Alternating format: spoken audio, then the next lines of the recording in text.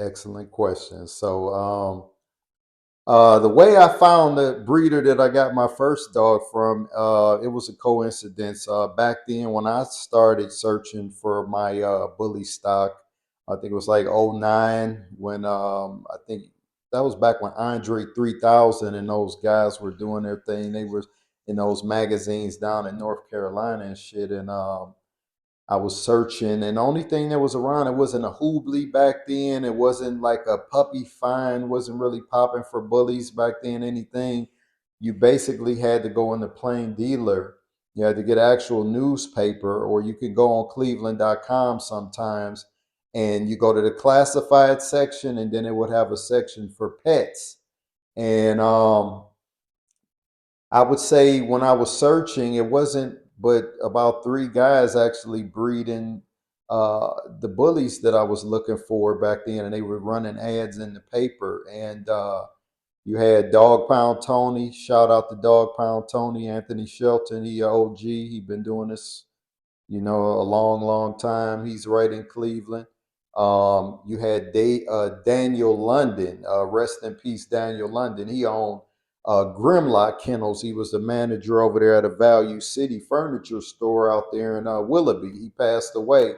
Me and him did some business. He invested in one of my studs, and he was one of my first clients when I bought my stud Maserati from Carlos Agala in California. Daniel saw something in my stud, even though he was already breeding. He saw that what I brought over here was something he can incorporate in his program. And me and him did business, and he took off with that blood for a minute, but unfortunately he passed away. So rest in peace, Grimlock Kennels. And then the guy that I actually bought my dog from was Dejan Baskin. His name's on Instagram is like Mr. Prolific. I'll tag him in your videos on Instagram once you post them.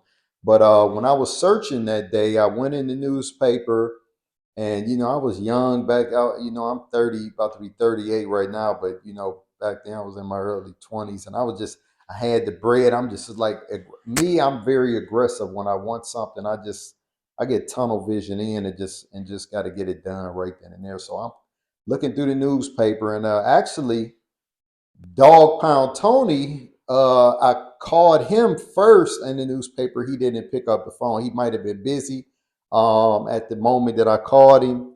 So then I saw the next guy. It was Grimlock Kennels. Grimlock Kennels said, "Hey, what's going on? I'm at work. I probably won't be able to see you until tomorrow after 6." And then a third guy called and answered, and that was Dejan Baskin. So he answered. He said, "Man, pull up on me." You know what I mean? I pulled up on him, got over there. He had dogs all over the place. You know what I mean? Very aggressive, and with his breeding program, and young dude like me and him was. I think me and John like the same age and shit. He was friends with Dog Pound Bully Stoney, so he was Dog Pound probably was his OG, I would say. But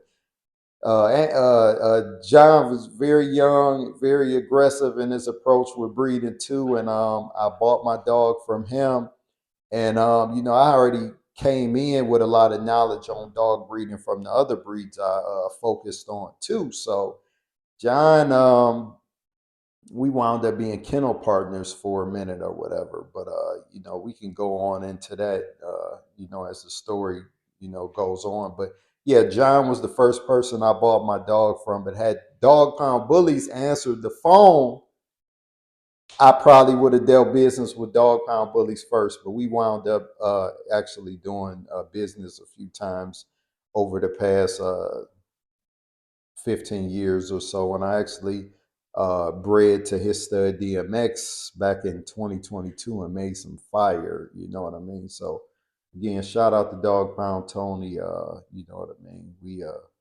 He been doing this thing. Definitely OG in the city.